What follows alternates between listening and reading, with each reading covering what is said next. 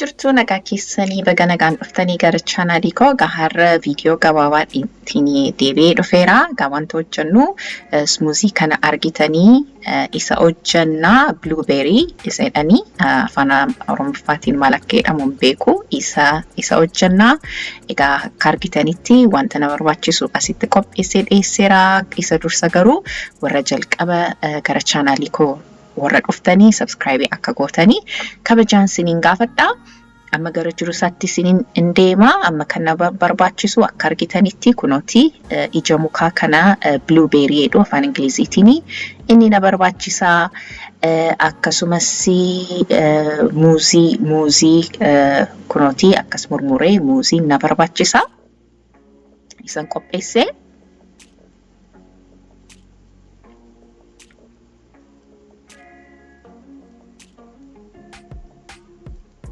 akkasumas aannan na barbaachisaa.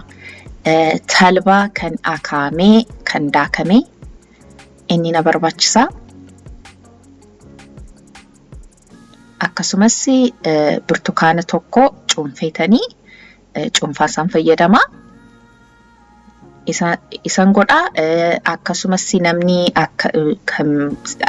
akka mi'aawu warri barbaadan yoo jiraatanii yookiin damma yookiin sukkaaratti naqachuu hin dandeessu. Ani garuu ittiin naqu. Amma gaa waan hundumaa maashinii isa juusiitti daakanii keessa nan gasha. Muuzii walakkaa fayyadamee akkasumas blueberry kana asitti naqa.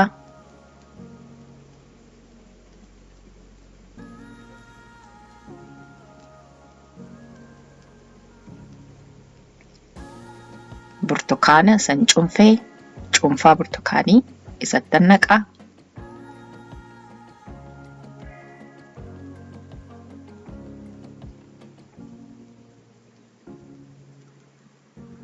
Talbaa isa akaamee daakamee fallaana shaayee lamatti naqa.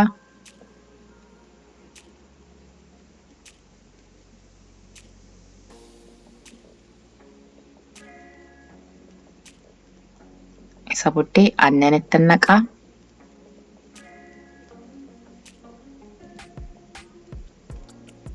Achi booddee amma sirriitti daakamutti nan daaka maashinii kootiin. Kanatti akka argitanitti daakaan jira.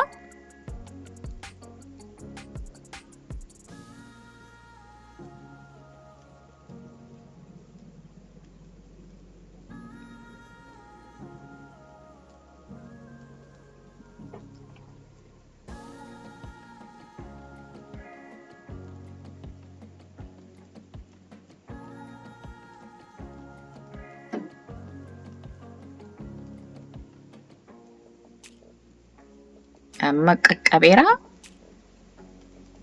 Burcuqqoo kootti nan buusa.